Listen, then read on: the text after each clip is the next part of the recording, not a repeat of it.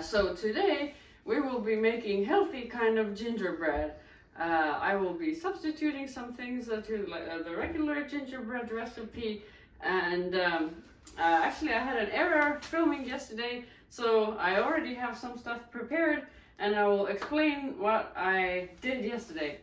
So you need spices. Vitali is my assistant chef at trying the mix I made yesterday, and he approves. So you need this list of spices, and then in the upcoming clip I will show you how to mix it all together. So this is nutmeg. I'll put like a pinch of nutmeg. So these ones are done. I'll put like a little bit of black pepper. Yeah, like a pinch of black pepper.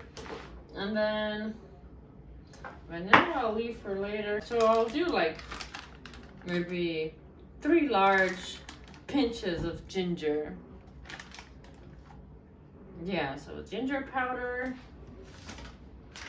And then this is cardamom. I quite like cardamom too, so you can make it whichever way you like it. And I'll just put 2 pinches of cardamom. I quite like cardamom, yeah. So, oh, and I quite like cinnamon too. So this is Ceylon cinnamon. I'll put 1, 2. I'll put 3 of this one, and I'll put like a little bit of this one because this is like a fresher one. This one is closed. Oh, okay. So, oh yeah, they're even a different color. Okay, so I'll put 2 pinches of that one. So yeah, I think the most I put was the cinnamon one. So let's pulverize.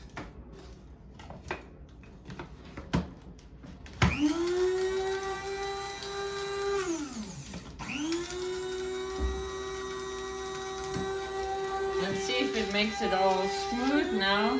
Before it didn't want to make it smooth. Oh, I think now it's all smooth and even. Oh yeah, very nice. You can see it's all an even powder. So that's what I guess they call the pumpkin spice or the gingerbread flavor. Okay, so next step is we take a pot. Water now. Okay.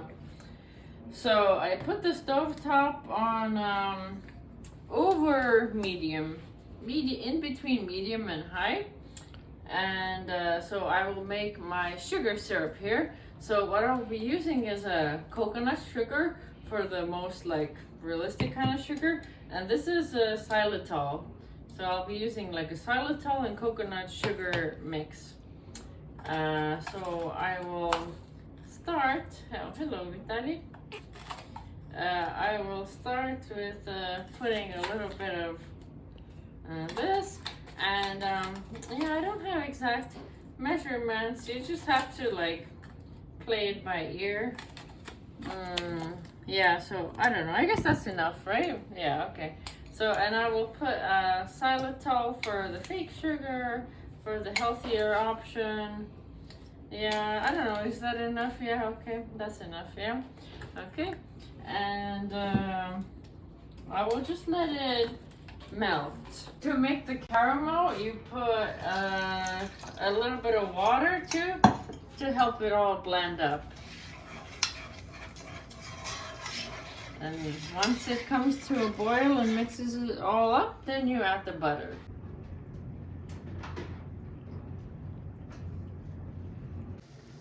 So now it's come to a boil. We'll put in the spices. Yeah. And we'll mix them all together. And the heat will bring up the flavor. Oh, I forgot to add, also necessary spices are lemon peel and orange peel. Okay, so the result is this much. It's mostly orange and yeah, some of the lemon. So I will drop this in.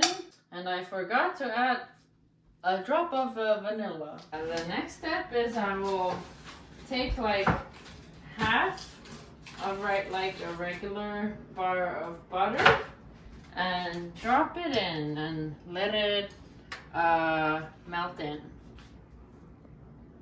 And then after that, I will just wait until tomorrow and I will continue tomorrow. So now it's the next day and the mixture looks like this. You can see some of the butter has separated and it's still like in liquid form. The caramel hasn't hardened really.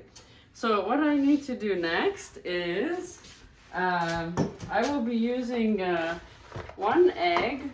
Yeah, support the free-run chickens. 1 free-run egg. And then I have regular flour. This is a Polish flour. And then I have Lupin flour to make it healthier. This has a vitamin E, antioxidants, fiber, and a lot of protein for a flour. 6 grams of protein per 2 tablespoons.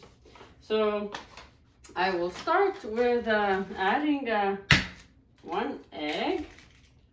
I'll just pour some, maybe do like a couple of tablespoons. Oh, okay, maybe like you can come and see what it looks like. Yeah, like maybe this much, just a little bit. Yeah, you can mix it up and then add the regular flour until you have the right consistency. So I will just start little by little mixing it up. Then we need to add baking powder.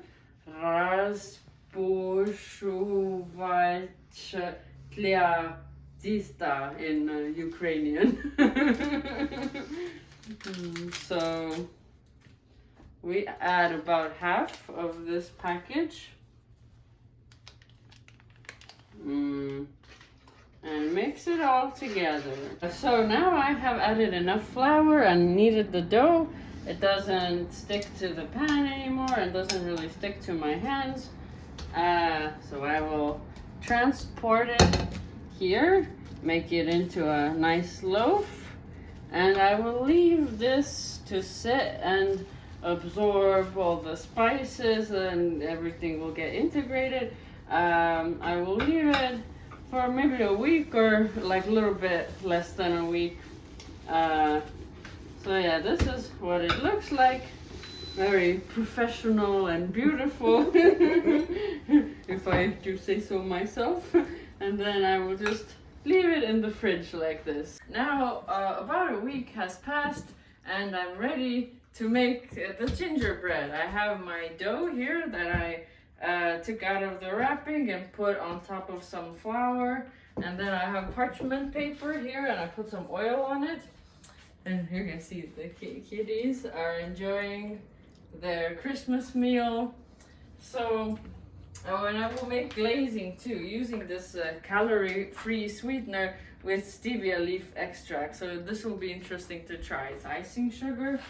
And I have these lovely cookie cutters, mistletoe, star, snowman, and bell. So I will be using those after. So I will start rolling out my dough. Perhaps I will start with half. Oh, you can see lovely dough. And yeah, so I'll continue once I have it rolled out. It's a little hard. It came from the fridge, so it'll take a moment to soften it and roll it out. So I am ready to cut my gingerbread. So let's start with a bell. Oh, see, beautiful bell. And let's place it on the parchment paper. And let's see what else we can cut. Mistletoe leaf. Or is it holly? Or maybe it's called holly. And then we will put this here. And then a star.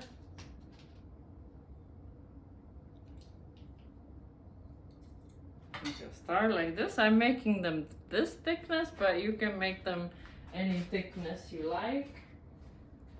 And then a snowman. And let's see. This is the, oh wow. And this is the snowman. And I will continue like this until I've used up all the dough. So I have cut out as much as I can of the shapes. I have this many, and then now I have the scraps. So with the scraps, I just push the dough together again and roll it out, and keep doing that until I don't have any more dough left, to make sure I can use up all of the dough. Okay, so now I have cut out all the gingerbread pieces with leftovers. I made little shapes like this, and now I have preheated the oven to 200 degrees Celsius, and I will put the gingerbread in for 6 to 8 minutes until it looks ready. Okay, so let's put it in. Okay, happy cooking. So while the gingerbread is baking, I will make some icing, using my fake sugar stevia icing. So I have some here, and then to give it some flavor, I will put some lime juice in. And I will start mixing it slowly. And then I will also add milk to it, and I will do so very carefully because I don't want to put too much liquid in it, because then it will be too runny. So now the icing is this kind of consistency, and to add some color to it, I will be grating some beetroot and getting some beetroot juice. Okay, so now we have grated some raw beetroot, and then gonna push it through a sieve to get some color. I think that's good enough, yeah. Enough? Mm-hmm, yeah. Okay. And then we'll see what color it is and what consistency it is, and if it's too liquidy, I'll just add some powdered sugar. Okay, so now I have it in the bag. I have to be careful not to break the bag, and I have to cut a teeny tiny hole here at the tip. Okay, something like this. Now I can decorate.